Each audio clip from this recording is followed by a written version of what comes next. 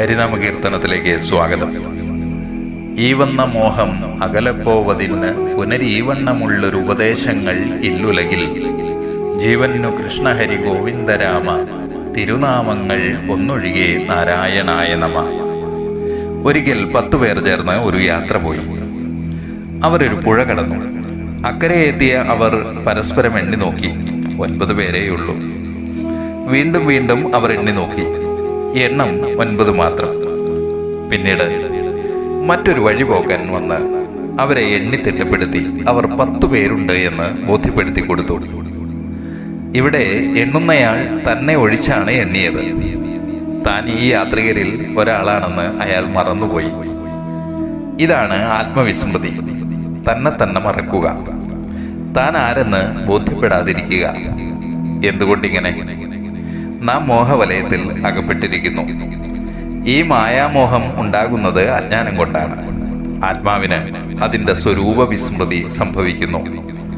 അപ്പോൾ മറ്റെന്തൊക്കെയോ ആണ് താൻ എന്ന് കരുതുകയും യഥാർത്ഥ ഞാൻ മറവിയിൽ ആണ്ടുപോവുകയും ചെയ്യുന്നു. ഇതാണ് ഇവിടെ തുഞ്ചത്താചാര്യൻ പറയുന്ന ഈ വന്ന മോഹം. ഈ വന്ന മോഹം എങ്ങനെ അകലക്കളയാം? നാം ഇതുവരെ ഒട്ടേറെ പേരുടെ ഉപദേശം കേട്ടിട്ടുണ്ട്. പല വഴികളും ശ്രമിച്ചു നോക്കിയിട്ടുമുണ്ട്.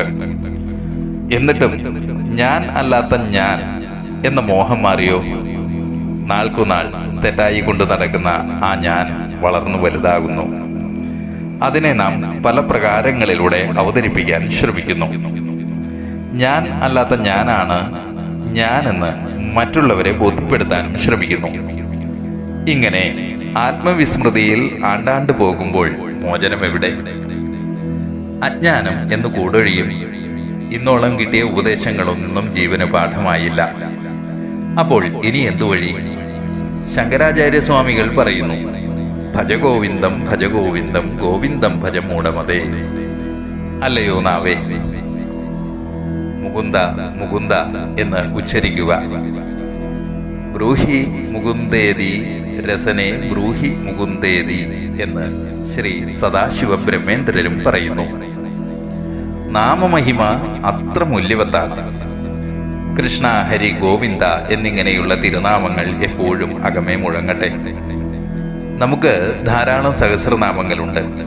അവ ജപിക്കാം. നാം എല്ലാവരും ഉലകിൽ, അതായത് ഐഹിക ജീവിതത്തിൽ മുഴുകി കഴിയുന്നവരാണ്. അവിടേക്ക് ഒരു കാരുണ്യത്തിന്റെ ഒരു വിരൽ നീണ്ടുവരണം. ആ വിരലാണ് നമുക്കെല്ലാം ആശ്രയം.